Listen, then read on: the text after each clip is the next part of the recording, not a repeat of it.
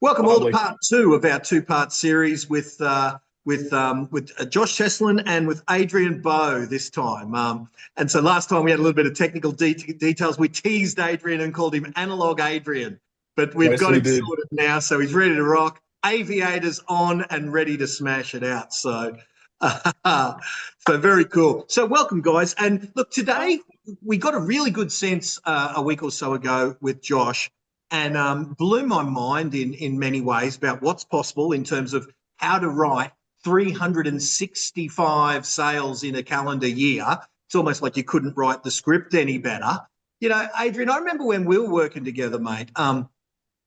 Like 100 sales a year and $1 million a year was the benchmark that many agents saw as the grand goal.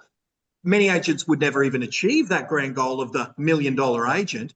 And now we once again have had our glass ceiling smashed in what's possible when we meet someone like Josh that's able to do 10x what other people's grand dream goal is. As a coach and as a practitioner, Adrian, let me start, I suppose, by asking you, what are your thoughts on running into someone like Josh that's able to do numbers that many of us would think are unthinkable?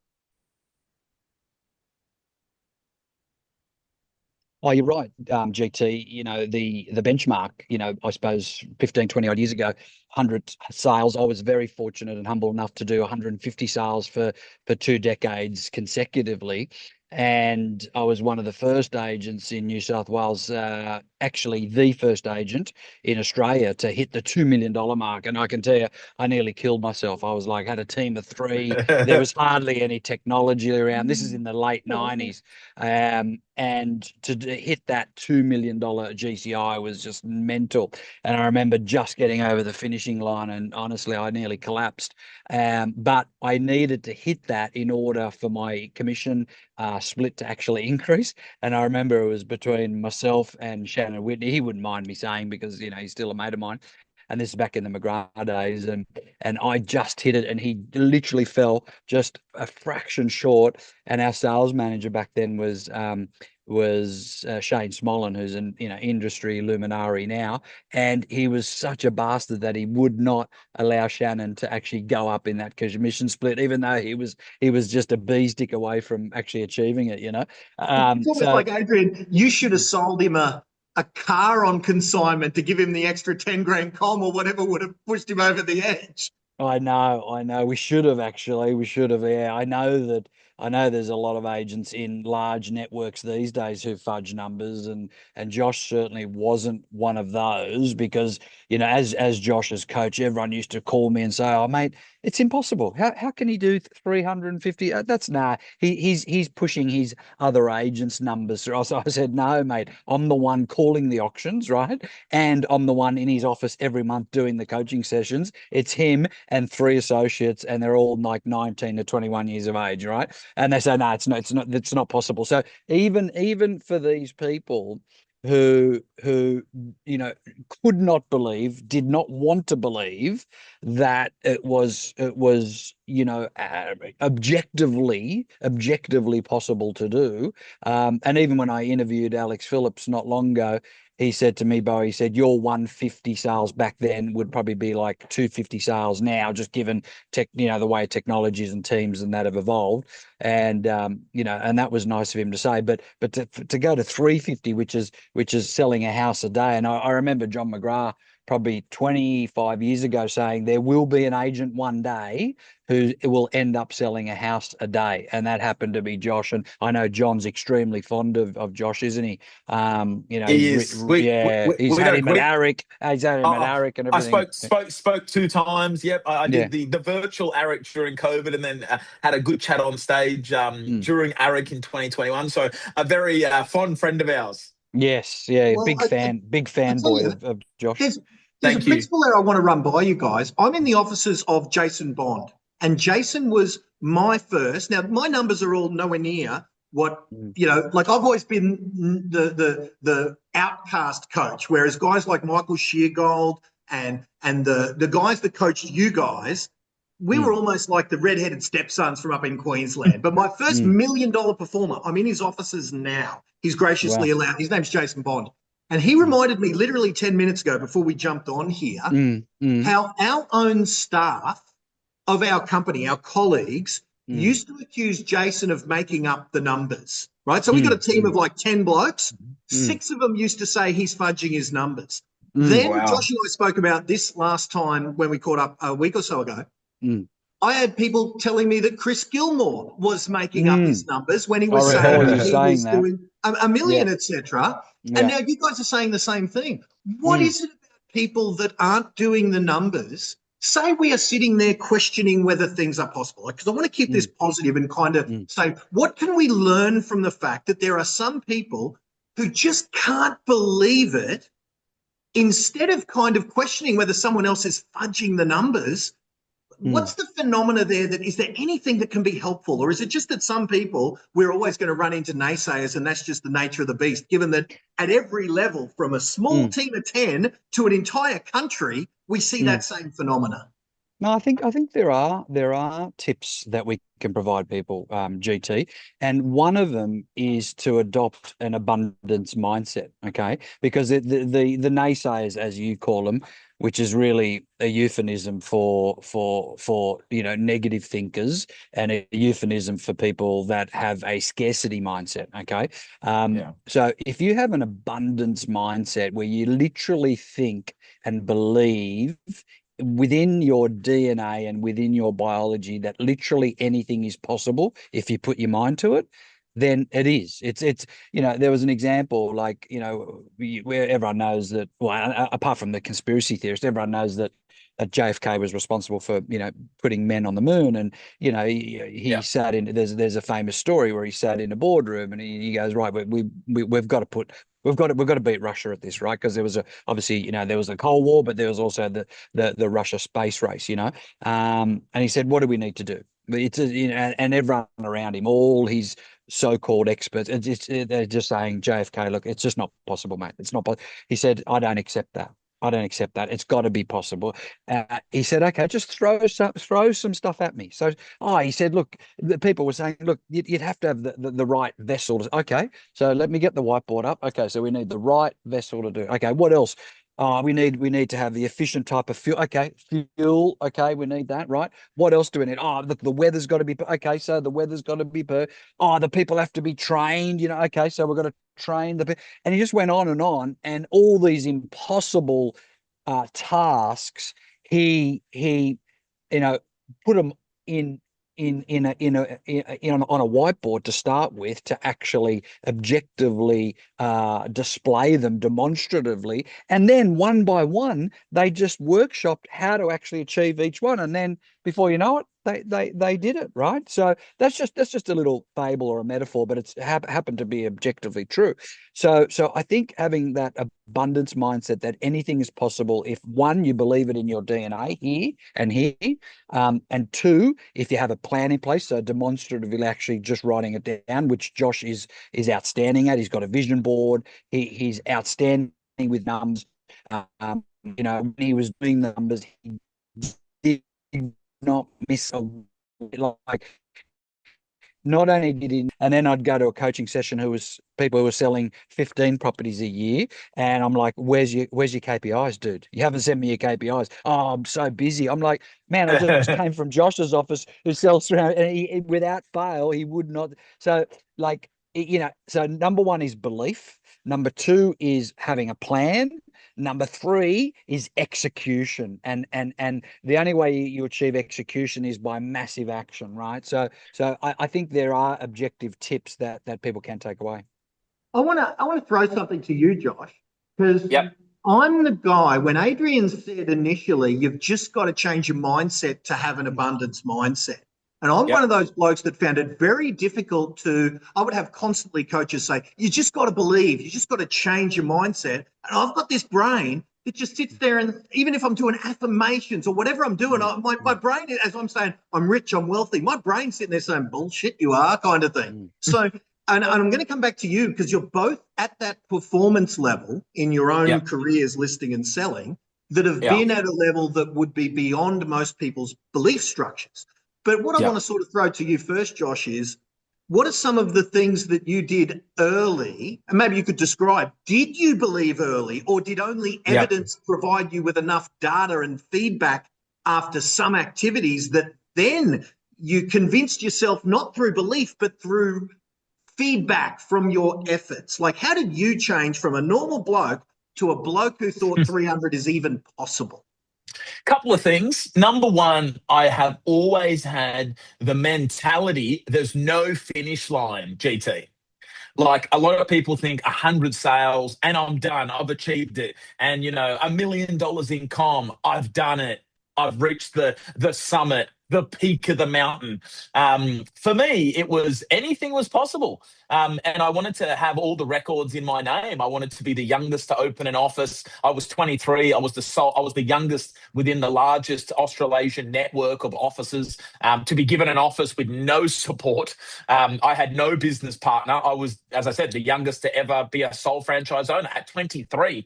I was number one in Australia at 22 years old from Rate My Agent. I did that 6 times in a row. I broke the record for the company. The record was 7.35 million. I hit 11.25 million. GCI in a calendar year or financial year. So, number one, what did I used to do? So, I thought everything was possible. Like, it's so funny. My mum will tell, and you'll meet her at the conference coming, Glenn, next week. Next Tuesday, the conference is. I used to come home when I signed up my first listings, and my mum used to go, Josh, like, well done, you've signed up a couple of listings. Like, I know your goal was to, be the number one agent in Australia, but you got to start somewhere. And I said, Mum, I signed up 2 listings today. I said, but I can do so much more. I just had this inner belief that I was the best.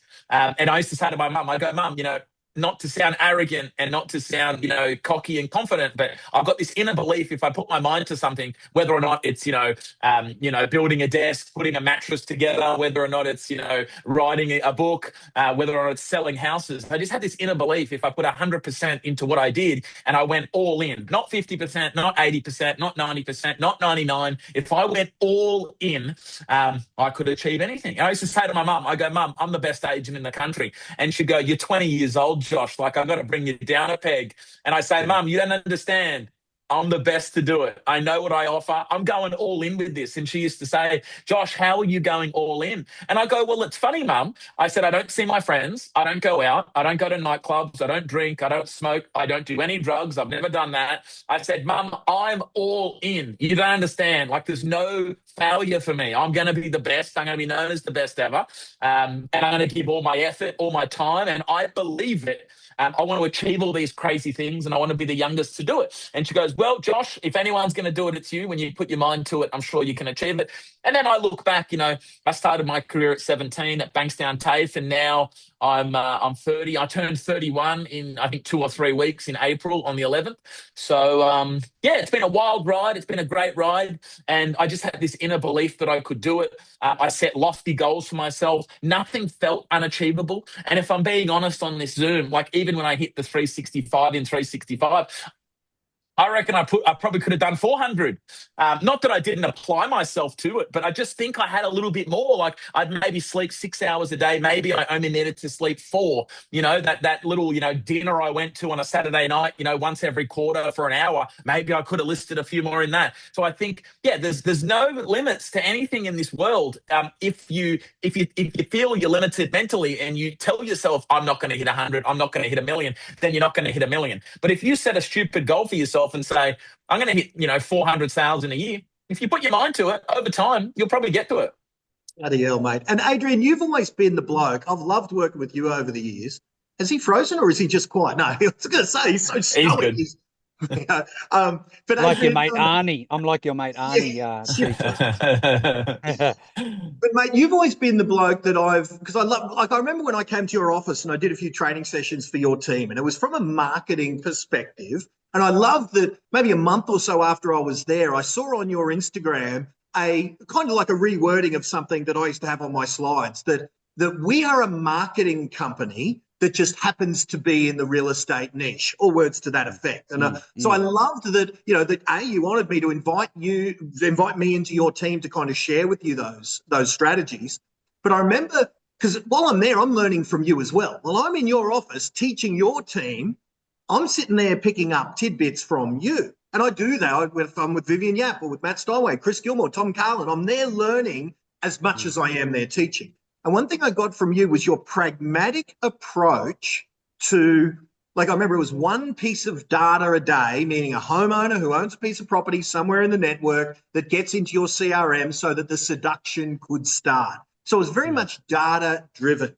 And I wanted to ask you, is there another answer that you would add to Josh? Because, Josh seems to be, at least to me in these early days of knowing Josh, I've known you for many years, as you've honoured me to come and speak on my stages at my events, So, and I've always sort of had you in this pragmatic, data-driven kind of positioning with a skill set and a toolkit that is exceptional. Is there anything that you've got from that more pragmatic perspective, where if you've got someone who can't, like Josh, just believe anything's possible, because at the moment their lived experience is they just can't fathom even 50 sales a year, let alone 7 times that amount? Is there anything you would add to that answer about the early days of mindset shifting for someone that's brain is rebelling against them?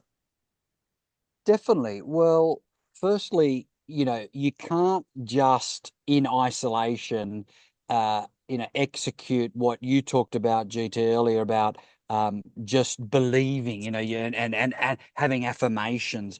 I mean, that one in isolation, having affirmations is naive and idealistic. Let's face it, right?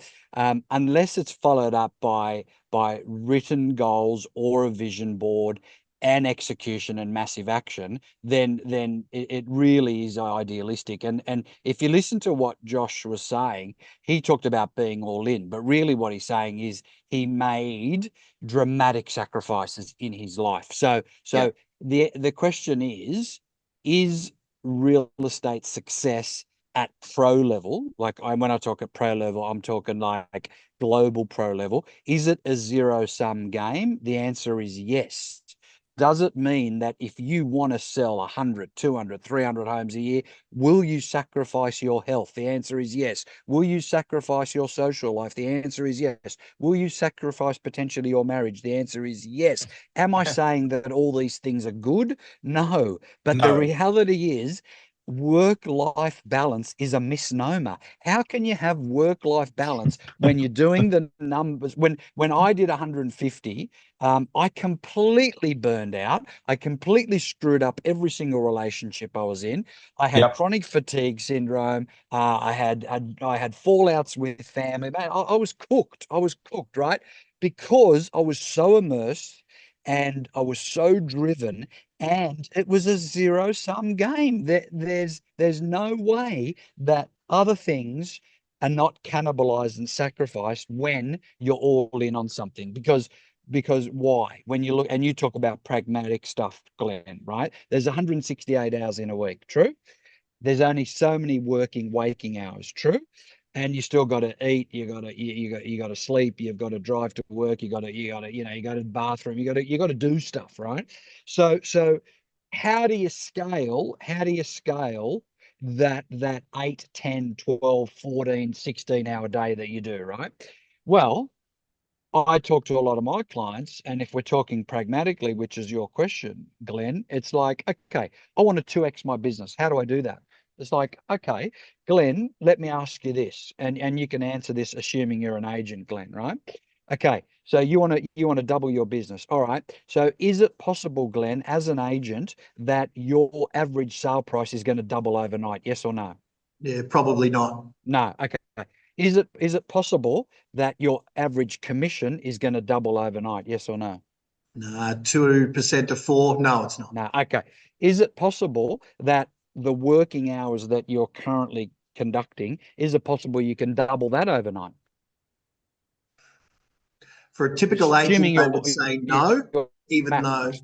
yeah, I would say no, even Yeah. though you and I would know I'm probably lying if we're talking about dollar productivity. Mm. Yeah. Okay. So how do we do it? And the thing is, it may not even be 2x. Let's say you want to increase it by 30 or 40%. If I asked you all those questions, if you want to increase by 30, 40%, average sale price ain't going to increase overnight. Average commission ain't going to increase overnight. Assuming that you're highly efficient in your working hours and you're already doing 12, 14-hour days, and it is a zero-sum game and you're Yeah, making sacrifice, it's not going to happen, right? So what's the answer? What's the answer? It's making sure that you're scaling and leveraging through, and you talk about pragmatic versus idealistic, right? It's got to be, number one, it's got to be labor. True. So if you've got two associates, you probably need another two, right? Because guess what? They can increase or double the working hours. They can therefore attract a lot more volume to your business. What's another one? Systems, efficiency, and technology, right? That's a way to increase by 30, 40, 50, 60, 80, or 100%, right? And the third one is to ensure that every working hour that you're actually dedicating is actually dollar productive. And as cliche as that sounds, right? Dollar productive is often misunderstood, because people think, well, dollar productive is, includes basically everything I'm doing. No, because you're still copy and pasting, right? Auto replies to emails. You're still writing your own copywriting. You're still, doing your own vendor reports. You're still turning up to photo shoot, like all this craziness. Where if you're a surgeon, now a surgeon dedicates 2 days a week, right? As many people will know. And on those days, how many surgeries he or she conduct? About 12. Okay. Now, if they didn't have a team around them or the right systems, the right processes, how many could they conduct? 3. Right. So you do 12 back to back. They start off at 8 or 9 in the morning. They start with the diabetics first, right? Because they need to fast overnight. Then they go all the way through to like usually 6 or 7 o'clock at night. Now there's people around them, and before then setting up the lighting, making sure the tools are all set up, and then that surgeon opens and closes. So when you look at the translation piece from medicine to real estate, if all we did was open and close, and what does that include? Either being on the phone with someone who is a highly qualified buyer, highly qualified seller, or face to face with someone who's a highly qualified buyer, highly qualified seller. That's it. And keeping a deal together. If that's all you did, and regardless if it was 6 hours, 12 hours, 14 hours, whatever it did, your business has to improve, right? So you've only got a few tools at your disposal to scale. Otherwise, you'll remain at status quo. And I'm not advocating that a zero-sum game is necessary, but I'm certainly suggesting that if you think that you're going to double your income or increase it by 50% by not making a sacrifice, then you're fucking delusional. Yeah, well, the sacrifice you're talking about there, if you're not going to sacrifice your hours and your life and your relationships, then you're going to sacrifice an $80,000 a year wage to buy yourself that time for you to do it. Can I ask Adrian, and I'll also, pose this to both of you guys, because I sort of want to hear what Josh's answer to this is as well. When I had people struggling with belief, like say they wouldn't believe that Chris Gilmore would do it, by them joining like a mastermind group or like our coaching, whether it's a coaching environment, but the first thing I used to want to get them to believe is just believe that Chris can do it. Just believe that Tom Carlin can do it. Like I would convince them that if I can show you so many of these people performing at a high level, that you believe it's possible for them first. Like that's the first level of belief. Is it possible at all? Or are they all full of crap? Are they all making it up? And if I could get them to that first level of belief that it's humanly possible, then the next level of belief is it possible for you? So how does masterminding and kind of seeing other people, even if you sort of think of, Jesus Christ, if that dickhead can do it, I can do it too. Even though that's a little bit negative, I get it. But how did seeing other people achieve affect you guys kind of in that environment, in whatever environment that is, whether it's the McGrath network, the Ray White network, where you're sort of were cutting your teeth, Josh? Surely you would have seen those top performers and that would have been, geez, I had a drink with that bloke. He's all right, but I can do it too. Did that help either of you guys or both of you guys in some way? The power of the mastermind? Not many people know this, but early in my career, so I worked for a boutique agency They had no branding, didn't even do professional signboards, no letterbox drops, nothing. And I used to say to myself, when I was super young, like I was in property management for a couple of years, and then I was an associate for 2 to 3 years. So I didn't know anyone in the industry. And because I wasn't a part of a big network, I had no one to look up to. This is before social media and real estate influencers were a thing. Like, we're talking way back, like what's 13 years ago? It was 2012, 2013. So, social media wasn't massive. It was coming in, but it wasn't huge. So what I did was I went on realestate.com. I typed in every single suburb in Sydney, and I looked at all the top agents. So it came up with, 5 or 6 agents that were doing 100 plus sales. And I said to myself, been one of them back in the day. Bo would have been one of them. Probably. We did go to coffee. I literally called up Bowie. I called up these other 5 people that were doing over 100. And I said, you got to meet me. I got to meet you. And I got to see what you're doing right. And I'm going to ask you lots of questions. And the coffee's on me, a young 17-year-old. So I went and I met all these people and I asked questions. What's working for you? Do you do mass letterbox drops? Do you make cold calls yourself? What time are you working? Are you doing Sundays? And I got to know the atomic habits, you could say, of all the top performers that I had access to via realestate.com, because I wasn't a part of a network. And I used to see them and they used to go, oh, I don't work Sundays. And I'd say, okay. And then in my mind, I'd say, okay, if I ever want to beat this person, even though they're not in my area, I'm going to have to do Sundays. And then I met this one guy from the Sutherland Shire, and he was a really good bloke, polished guy. And he said, I only take appointments between 4 and 6 o'clock, 3 days a week. I don't work till, 8, 9 o'clock. That's family time. And I said to myself, I'm not married at the time. I didn't have children at that time. I can work longer and I could probably do more sales than that guy. And then I met another guy and he goes, I do property videos on all my properties. So I started to do property videos. And I met one guy saying, I do 10,000 letterbox drops a month. So then I had this weird, sick, twisted thought. And I said, I'm going to do 10,000 letterbox drops per property. So I started to get to the level where I thought, okay, all these high performers are doing this. If that's working for them, great. I'm going to take 1% from each person, implement it in my business, essentially do 10 times what they were doing. And I'm going to be, known as the #1 agent ever. And I'm going to win all the awards because everyone's going to call me. And then soon enough, they started to do it. I started to get call-ins. I was getting, 70, 80 call-ins per month in the last 5 years. I had 5 years of 80 call-ins per month. Like, it was just fucking madness. So I suppose the belief system for me was, if I saw people, and as you just said, and this is not to pick on other people, like, other people have different goals and values and, ways that they want to live their life. For me, I'm an all-in person. It's either black or white. And, I went all in. Where these people, I didn't feel, and they used to tell me I could probably do an extra 50 or 100 sales if I worked longer and, didn't play golf with my mates and didn't enjoy a slap on the pokies or go on to watch the dogs or the horses. And I thought to myself, I don't have any of those interests. I actually have no hobbies whatsoever. I'm just going to go all in on real estate and achieve everything more than anyone's ever done. And that's what happened. So I think meeting a lot of those agents, they were gracious enough to give me 5-10 minutes of their time. I had lots of coffees with those people. And then when I joined the Ray White Network, which was 2020, I opened my business. I think I got sacked from my last office July 2020. And then I was August. That was my first selling month with that network, going back 6 years ago now.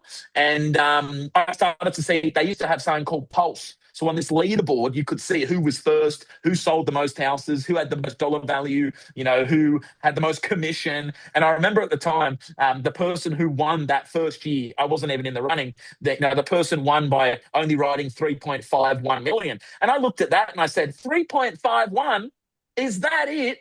And then the next year I wrote 7.36. And then the year after I did 8.9, and then I did 9.5, and then 11.25. So I looked at that and I said, they're achievable goals. Not that there was anything wrong with those agents, but I knew me and I was going to go all in. And I systematically, met with lots of agents in all different areas: Ryde, Sutherland Shire, Eastern Suburbs, Campbelltown. I met with Bowie and Coogee.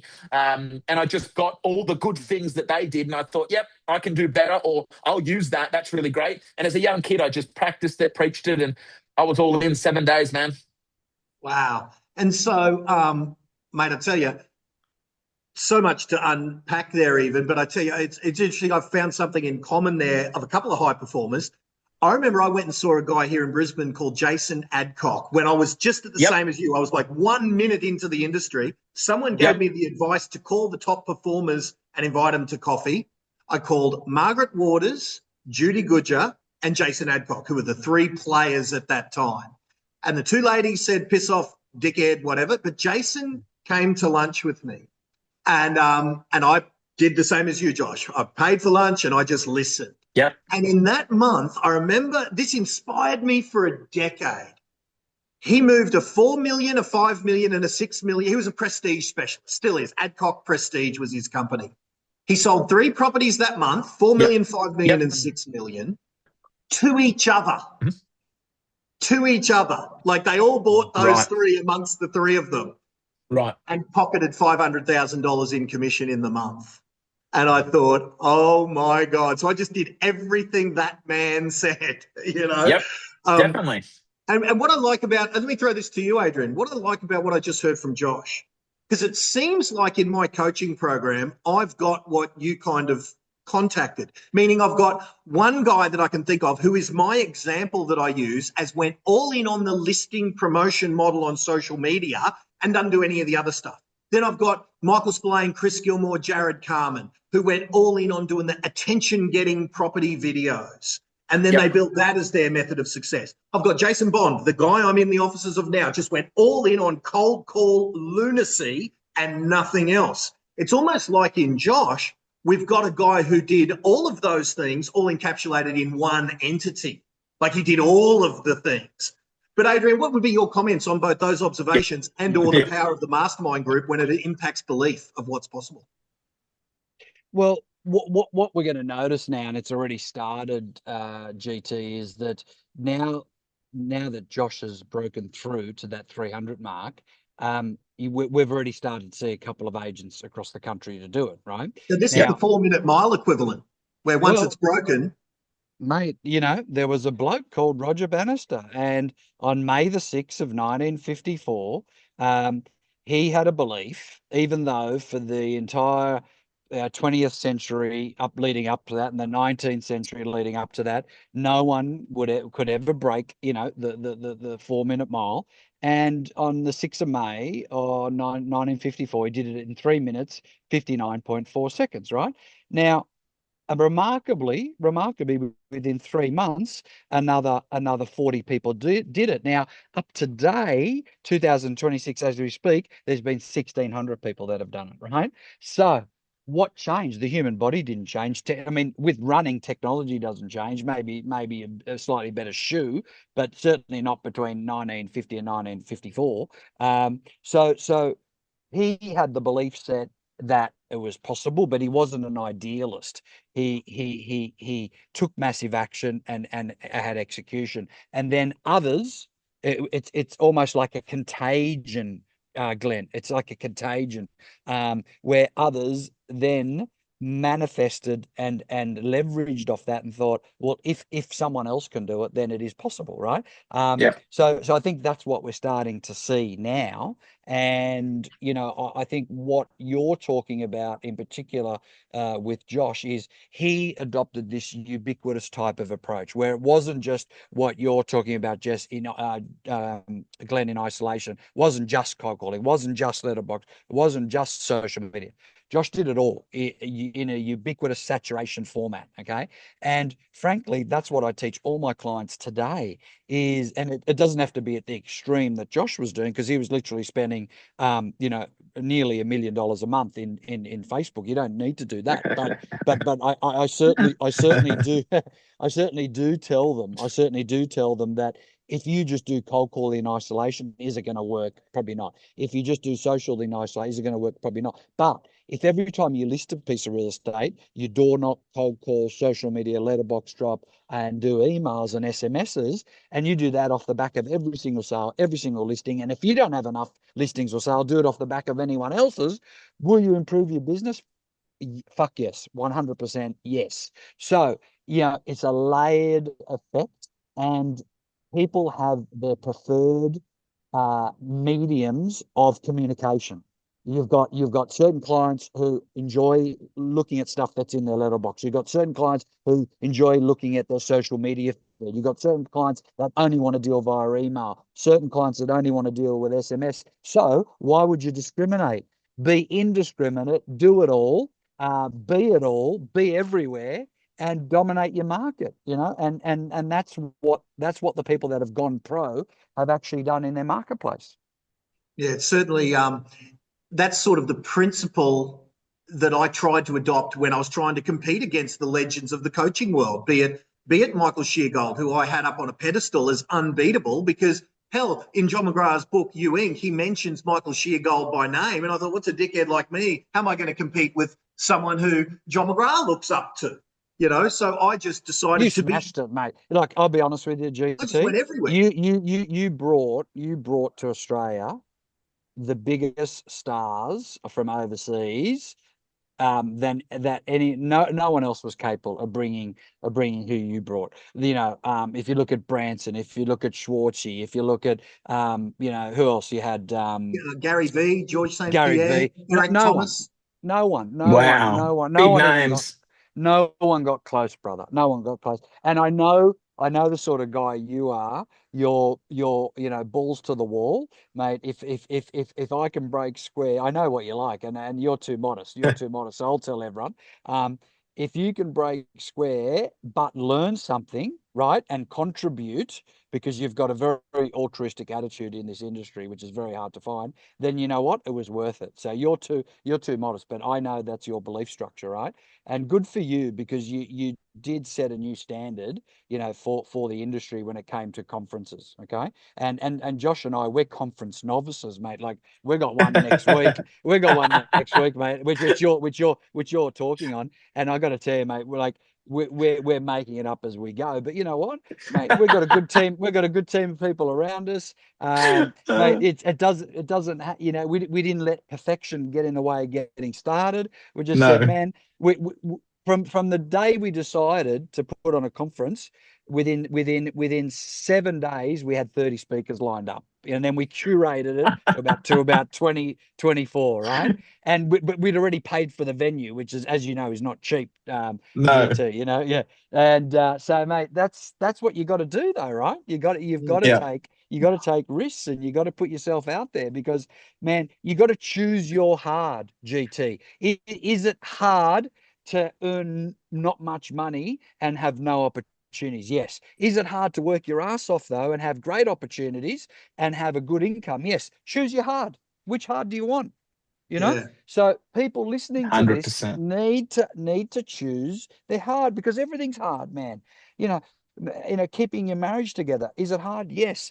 Is just being an employee for a company and earning wages and never being able to fill that deposit gap in order to buy a property, that's hard. Yes. Is leaving that and being an entrepreneur and starting, is it hard? Yes. Choose your hard, because everything in life's hard, man.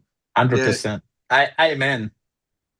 I like what you said about Josh's execution, the ubiquitous nature of it, because one of the principles that I was sort of alluding to, other than kind of having a crack and doing the unthinkable when you're up against someone that you deem is, I deem myself underdog. I deem Michael Sheargold, Lee Woodward, the icons of the industry that I'm trying to catch.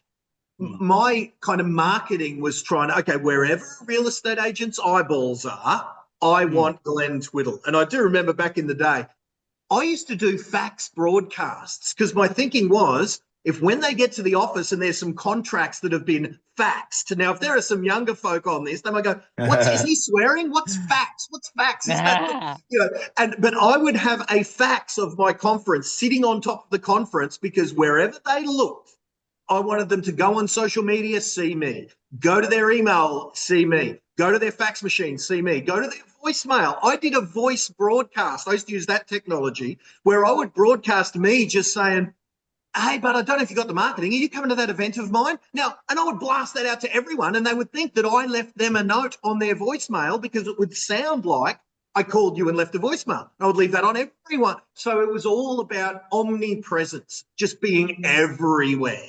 And it costs a lot to be everywhere, but then now all of a sudden I'm mentioned in the same breath as those legends I once aspired to even compete with. Oh, mate, you surpassed them. Don't worry about that, brother. Yeah, too mate. modest. You're too I modest. disagree. You better be you, nice, but you're I too had a you're too crack. humble. You're too humble, Glenn, mate. Yeah. But also like I'd kind of like still staying a bit hungry if I can. As I get older, I'm not as hungry as I once was. So I've constantly got to fight the comfort because you think- even say, Adrian, choose your hard. It's Yeah. hard to fight against comfort levels once you achieve it. It's I don't know where I mentioned this. It might have even been with Josh last time. To me, it's harder to be Rocky in Rocky 3 when he's starting to get comfortable and Clubber Lang comes and shows him what for than Rocky in Rocky 1 or 2 when he's fighting with everything he's got. Why do you think when you said, you find it hard to remain hungry? I mean, is it possible? Is it possible? And here I can't help myself. I go into coaching. Coach Bo, Yeah, okay, mate. Is it possible that that's a fictitious story you're telling yourself? a thousand Is it percent it possible? is. And I Yeah. think I've identified that I don't at the moment have a big insurmountable mountain ahead of me that I'm chasing. I think Can I that's can I what it is. can I tell you how to fix that? Is get in more debt. Okay. My whole career, man, my whole career, the minute I felt financially comfortable, I said, "Fuck this! I need more debt," and I'd As much fucking as buy that's joking, I'd buy Adrian, another property. Hey, as much as that's almost a joke, here, let me tell you this. I don't owe a penny to a single soul in the world. I have zero debt. horrible, Like, I don't have a credit card debt. Wow. Like, terrible. I keep my credit cards paid off. I have no loans. Everything I own, I own. I wonder if there's some validity to that I don't need any money. I've got enough to live forever. I wouldn't even I'll, go t- on. I'll tell you the story. My ex-staff member, so I took this agent on. He was maybe right, I don't know, 400. He was on and off with a couple of low-level companies. And when he signed up with me, he wasn't a competitor. I used to beat him all the time. He sort of did a different market, but he rarely ever beat me in the listings. And I'll never forget, this was probably a year in. He wrote $1 million in his first year, sold 100. He'd never sold 100 before. He's never sold 100 since then. And then his second year he did, or third year with me, he did 2 million, and then he backed it up again and did 2 million in his fourth or his final year with me. He was with me 5 years.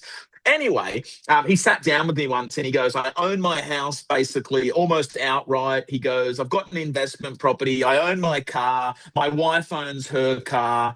And he goes, what's next? I've sort of just hit a bit of a brick wall. And I said, do you honestly want the truth? I said, sell your house. I said, do you want to live there forever? He goes, no. I said, no problem. I said, sell your house, get yourself in debt, buy the mansion that you want on a big block with a pool, your absolute dream home that you thought was a 50-year goal. I said, you should go for that goal now. He put his house on the market a month later. We sold it for a suburb record above $2 million, I think it was, at the time. And then he went and bought the fuck off house, renovated it for 300K, made it his thing. And then I remember he said, he goes, it gave me something to look forward to. And I'll never forget, even myself, when the goal for me was to write $1 million. This was back in 2015 or 16, was the first time I hit $1 million. And I remember I hit $1 million, and then I absolutely just had like a brain snap. And I was like, well, I've done it now. Like I'm pretty much, this is it. Like I'm done in the industry. And I had a couple of weeks there where I was just depressed, distraught. It's like, Bowie, share the story about the man on the moon. What happened to the men on the moon when that was their goal? Never happened before. Yeah. Share with us, Bowie, what happened to the 2 men who went on the moon? Well, three. Sorry. They came back clinically depressed. Why did they come back depressed? Well, man, where do you go from there? Like this Where do is you go something from that there? they've been preparing for decades. Mentally, physically, process wise, structure, and they were all diagnosed with clinical depression when they got back Yep. because. And mate, look. And the financial thing is real, GT. I'll tell you why. Because the same thing happened to me where, as most people know, I was part of like the McGrath IPO float, right? And Yep. I'm a kid from Maroubra, man. I'm a bra boy. Like I grew up in very humble sort of surroundings. And when that happened, more money hit my account that I knew what to do with. And I was in your position, DT. I was like debt free. I'm like, so then I thought, I'll see how it goes. I just won't work for a month or whatever. And mate, I hated it. I absolutely Yep. hated it, because up until that point, I was working, buying property, always striving to something. And mate, I got clinically fucking depressed, right? Yep. So I said to my wife, I said to my wife, this is terrible. I've never been in this situation, right? But it was only like 15 years before that I couldn't even afford to buy lunch. But at this point I was like, this is terrible. So we sold our $4 million house and bought a $10 million house and said, fuck, Yep. I'm in debt again. And like that was it. And you know, then from there I just kept going and going. So I'll never want to put myself in that position. And look, I'm not saying that money should be the only barometer of you know, drive, Yeah.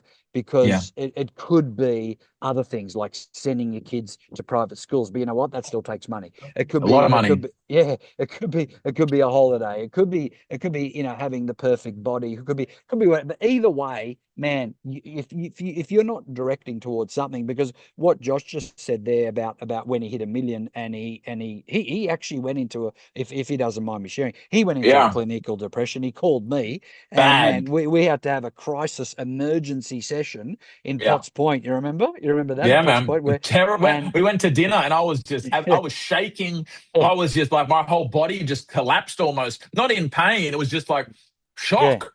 I've and I done what I called. needed to do. I'm in complete depression. And while I was there, I called the great man, Doctor, what was his name? Dr. Fred Elstein. Roach. Michael Michael Elstein. Elstein. Yeah, Oh, I rang him on the spot and said, "I've got someone. We need to get a blood test. We need to get some this, that, Instantly. instantly, man." So we got him in there. Anyway, we just found out that there was nothing physically wrong. It was No. just a mentally. What it was, I think it was just exhaustion from reaching that point. A bit like when I was the first agent in Australia to do 2 million, and then after that I did 3 million. But it was like crossed the finish line, collapsed, and then it was like, what Yeah. next? You know, so that's why, unless you continue to raise the bar, you look at the high jumpers. They don't leave the bar at the same level. They No. reach a certain, but then what do? They raise it, and then they raise it. So there's a lot of people, man. They're not raising the bar. You got to raise the fucking bar. Otherwise, you keep the bar at the same height. You keep jumping at the same height. And guess what, man? You remain in inertia. Who wants to remain in inertia? Nobody, man. You want to be growing, because guess what? If you ain't growing, GT, you're you're dying, my done. brother. You're I dying. used to have with my sales staff, I used to sit down with them sometimes and they used to say, oh, I've got this problem, I've got this problem, I've got this problem. And I said, guys, I'll tell you what you've got. You've got something called listingitis. You haven't listed enough properties and sold enough properties today. I said, there's unlimited houses out there. I said, unless you're selling the whole of Australia 100%, I said, I guarantee you sell more houses, you list more houses, you're going to feel a lot better. Raise the bar, raise your expectations, raise your KPIs. Don't just hit your minimum. I said, for God's sake, if you're not growing, you're dying. I used to say as well, and I still say, I can sleep when I'm dead. And I'm sure Bowie can attest, start of the year or late last year when we started to do this conference that's morphed into the Bo Tesolin conference, Glenn, which, you know, Bowie said that you'll be a part of, mate. So we can't wait next week. This time next week, we're all on stage. But let's be honest, Bowie, this has given us, it's a financial burden and debt on us. It's expensive running a conference, Glenn, no. And not only expensive, very, you know, but it's occupied our time. It's given us something to look forward to. So, you know, we'll have to do another conference later in the year, Bowie, after this one's done, because, mate, I've loved the journey. It's been fun. There's a lot of learnings, and mate, I mean, we always have to learn. Like, I'm a bit like you, Glenn, when you said, you know, every time you did a session, you'd learn from someone. You came to Coogee office, you learn. Man, Yeah. I'm extremely selfish. I got to admit, like, you know, sure, people pay me to do sessions, but man, I'm in front of sometimes like an associate agent who's 19 years of age. I'm learning from him. Yep. Because man, he's comes from a different generation. He's a technology native. His mindset is just completely different to mine. I just did a FaceTime with one of them today, because I don't let any of my clients hire anyone unless I FaceTime. And I did that with one of my clients to this 19-year-old kid today. Man, I learned something from him, you know, and I tell you, the day you stop learning is the day ego creeps in. And when ego creeps in, that's a dangerous space to live in, you know. Well, I'm going to be Definitely. doing a talk for the first time for you guys next week, and it is on the coming wild west we are in terms of AI. And Yeah. I've got some theories on how practically we are using it temporarily in the short term while it's still wild west, while it's still impressive. But I'm also studying from the teenagers because I've got teenage kids. I've got a 22-year-old, an 18-year-old, a 16-year-old. So I'm learning from them what's coming for us old farts, just like back when Facebook first came. It started as a teenage phenomena. Then all us oldies adopted it to see what the teenagers are up to. Now, guess what happened? As soon as the teenagers realised all the old farts are at the party, they pissed off to TikTok and Snapchat and Instagram even or whatever. So they're out of here, leaving all us old farts on Facebook. But now we become the master of Facebook for marketing to the oldies. Well, what I'm seeing is the teenagers are identifying for me. They're already looking at a video that I actually think is impressive and attention-getting. And my son, he said it to me the other day, AI slop. That's the word they're using. They can identify in a heartbeat AI versus real. So the long-term play that I'm going to be experimenting with in my coaching program is short-term, sure. Impress the 40 or 50-year-olds by your ability to use AI to write a song for the tenant who's 3 weeks overdue on rent saying, pay your rent, Bowie, and it's a rock song that sounds like Queen did, right? That's impressive short term.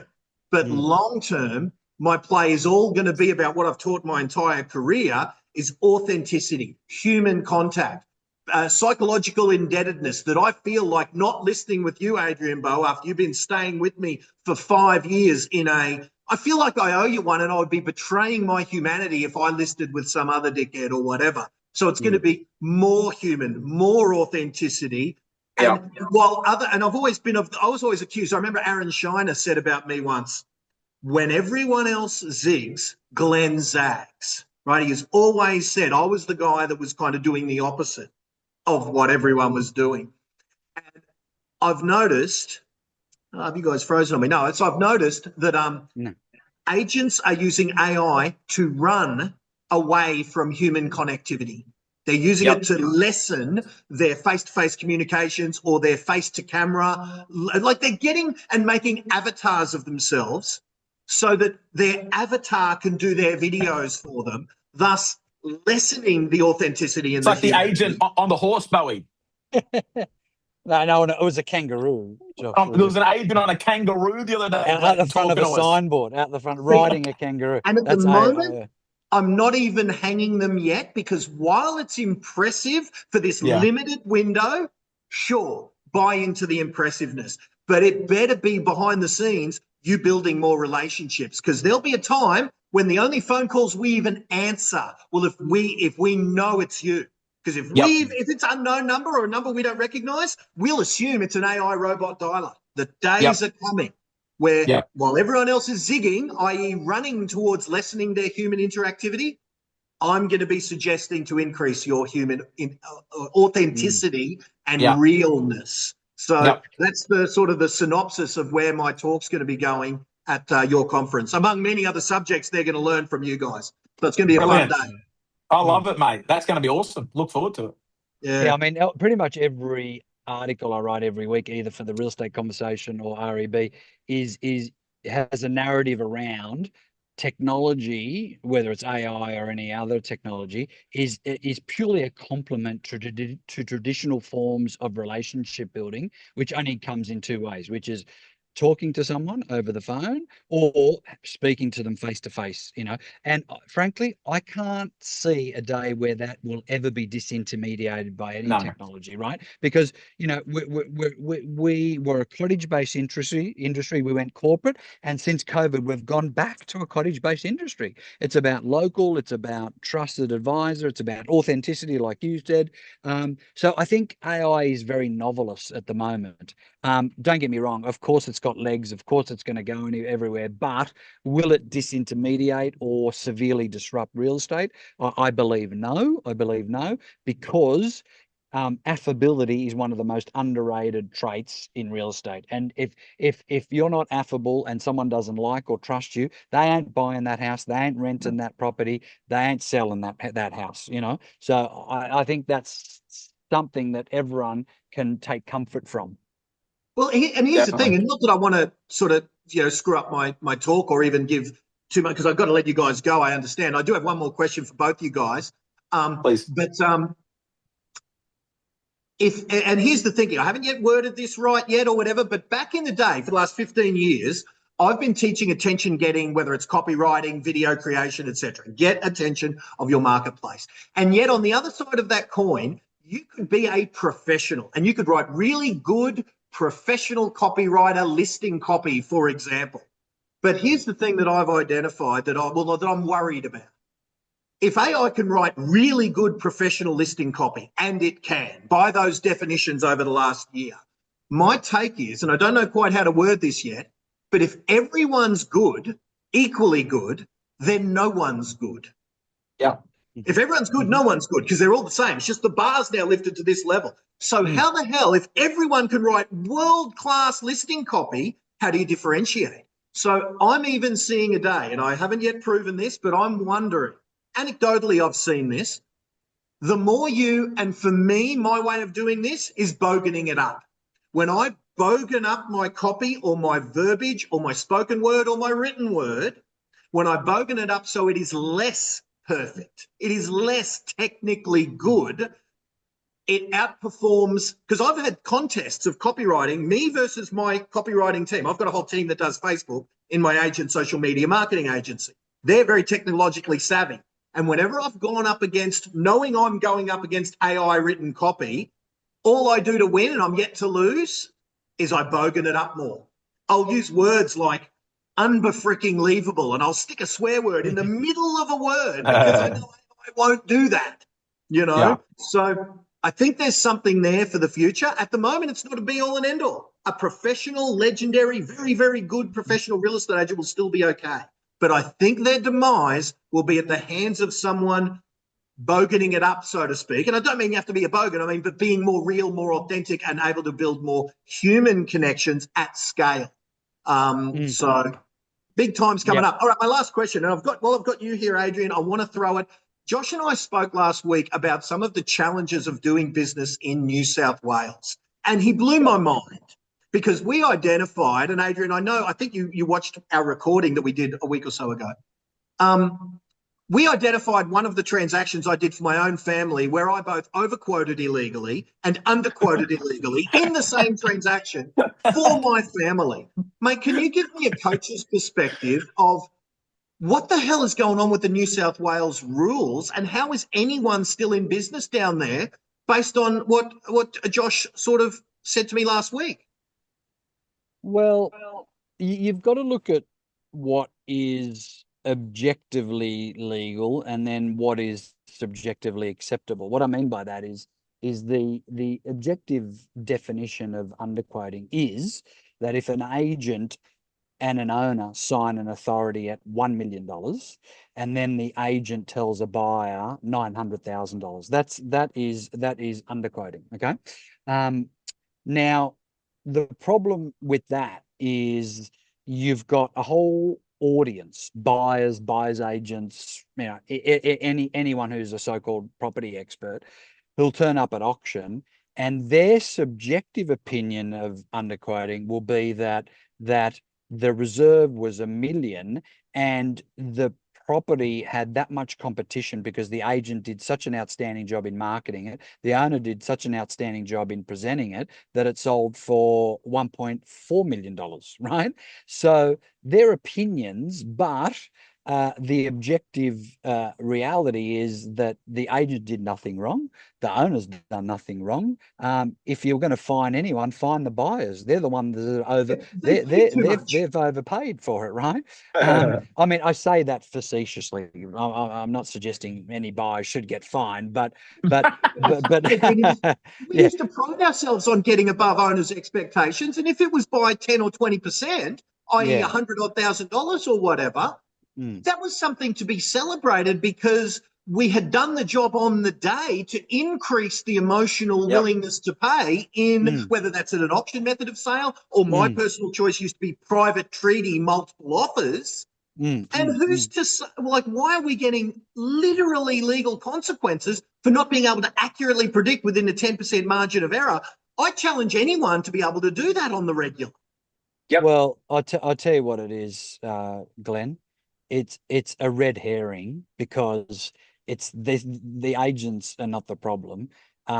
Mass migration is the problem with no additional infrastructure or housing. Okay, so you got two government bodies. You've got, fair trading, and you've got local, federal and state governments, right? Who used to let in 30 to 40,000 people a year into the country. Now they're letting 600,000 people in, right, a year to the country, and they're not creating many extra houses, right? So of course there's going to be a housing crisis. Okay, but who are the easy targets? The real estate agents. Us. Very easy targets, man, because we're the ones that are, apparently over marketing, over inflating, the properties. But the reality is the agent is getting paid by the seller to achieve a premium price. Okay, and I'll tell you something really crazy. One of my clients was interviewed by Fair Trading, and she achieves above reserve on all her listings. And they said to her, it's impossible that you can be that good of an agent and achieve these prices. It's just not possible. And she said, but these are the comparable sales. I'm fully compliant. I've done everything right. They said, but it's just not possible. How can you be that good? How can you be that good? And it was just, so how can you communicate with that type of irrational concept? It's insane. But anyway, I don't want to bag any department. They're doing what they can. I understand they've got a job to do. They're trying, but the true issue is mass migration with no additional infrastructure. So it's not trading's fault. It's migration lack of infrastructure's fault, and all green and red tape that is involved with construction. If you do have a developer that wants to construct, oh, God help you. It literally takes years to get anything through. So this is the issue. Wow. And mate, so that was a really good analogy, and thank you for pointing that out. So if it's 1 million and you get 1,000,004, you're guilty of underquoting. Who's the victim in that? And is that a punishable thing? Is that deceptive of the buyers? No, it's not punishable because if the agency agreement said $1 million, and that's what you were telling buyers, it could sell for $2 million and you're still compliant. But from the public's perception, they're going to say, well, how could you get it so wrong? Where it could be, well, how did the market increase so quickly? Like over COVID, for example, you had some areas, Noosa being one, let's just say Noosa, where prices increased overnight anywhere between 40 to 80%. Imagine that. Wow. Right? Because people were escaping Victoria, which was the most locked down and draconian city in the world, not in the country, in the world, right? And the most common pilgrimages are Melbourne to Noosa and Sydney to Gold Coast, right? So but I had agents that I coach in Noosa, and they were saying, man, people are just paying whatever because they can't wait to get out of Melbourne, sight unseen. So you've got things like that, and then you got like interest rates, which the cash rate was almost zero. Let's face it, it was like 0.1%, and retail rates were like less than 2%.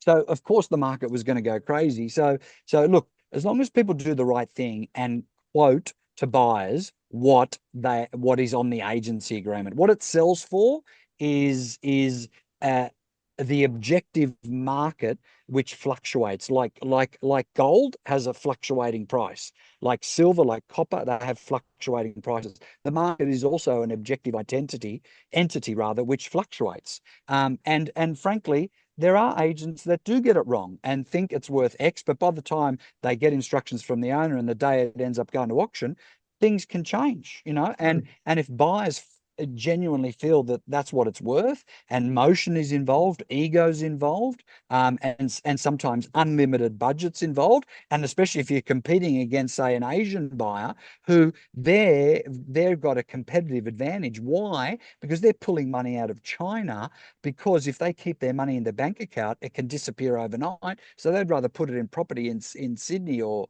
Gold Coast because it's safe, and then leave the property empty. You with me? So you got all these nuances. Same with Russia. You could have your money in Russia and just disappear overnight. And if you in China and Russia, if you say, where did my money go, they'll just put a bullet to your head and they'll just shoot you, right? Or you'll go missing like that tennis player. Wow. Now this is what happens, man. We won the geographical lottery, right? There's 8 billion people in this world, GT. There, almost half of the world's population live on $2 a day, man. You know, you got to look at the Indian continents, the African continents, the Asian that's like already half the world's population just there. We're a little island, bro. You know, like, you know, with hardly anyone. Like, and people complain about shit. Like, we won the lottery here, you know. So, but the government needs to do better when it comes to migration, when it comes to infrastructure, when it comes to housing. This whole underquoting, it's a red herring. It's a distraction. And just quickly, when Josh and I spoke, he was talking about having to put on a full-time compliance bloke to handle this red tape. If it's not the auction method of sale, when you're saying, okay, so long as everything's communicated at $1 million, then it goes crazy, you're not in trouble. What was Josh telling me about, from your perspective, when there has to be constant relaying of updating of that price expectation based on offers that were never really offers at the time because they fell over or whatever? Is there a simpler way? Because that blew my mind as well. What's your take on that for us laymen from other states?